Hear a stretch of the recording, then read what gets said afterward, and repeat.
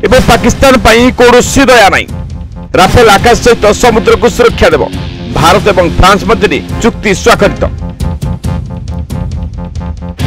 भारत पाकिस्तान उत्तेजना शीर्ष में पहुंची। एपरी परिवेश भारत तार नौसेना शक्ति को सुदृढ़ करने फ्रांस सहित 63,000 कोटी टंकार एक चुक्ति स्वाक्षर करछि।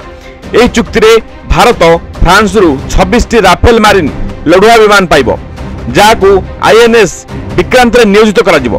भारत एवं फ्रांस मध्य ए चुक्ति वीडियो कॉन्फ्रेंस माध्यम रे होइतला, जेउथरे फ्रांस रो राष्ट्रदूत एवं प्रतिरक्षा सचिव राजेश कुमार अंशग्रहण करथिले। आईएनएस विक्रांत रे नियोजित हेबो। आईएनएस विक्रांत हेउची भारत विमान वाहक जहाज, जहाको दीर्घ समय धरी युद्ध विमान आवश्यकता थिला।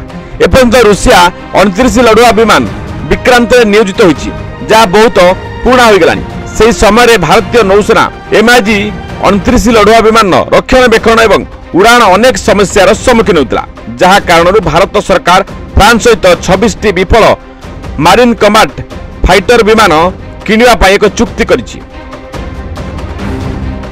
एथिमध्यरु 22 राफेल मारिन कम्बैट फाइटर विमान सिंगल सीट एवं 4 डुअल सीटर विमान हेबो, जाहाको तालीम पाई व्यवहार करा जिवो। एही चुक्ति अनुसार भारत 22 संगीन सीट राफेल MZ पाइबो, जहा विशेष भाव में विमान वाहक को कार्य पाई आवश्यक। यह व्यतीत 4 जुग्म सीटर ट्रेन भारिएंट किणा जिवो, जहा पायलट को तालीम एवं कार्यक्षम प्रस्तुति रे गुरुत्वपूर्ण भूमिका ग्रहण करिवो। एही चुक्ति भारतीय नौसेनार विमान वाहक आईएनएस विक्रांत एवं विक्रमादित्य राफेल गौर परिचालना सुनिश्चित करिवो। एतद्वारा नौसेनार आक्रमण एवं निरीक्षण क्षमता वृद्धि पाइबो। एही फरासी युद्ध विमानटी राडर टार्गेट डिटेक्शन एवं ट्रैकिंग सिस्टम एवं पेक्ट्रा इलेक्ट्रॉनिक युद्ध प्रणाली सहित सज्जित,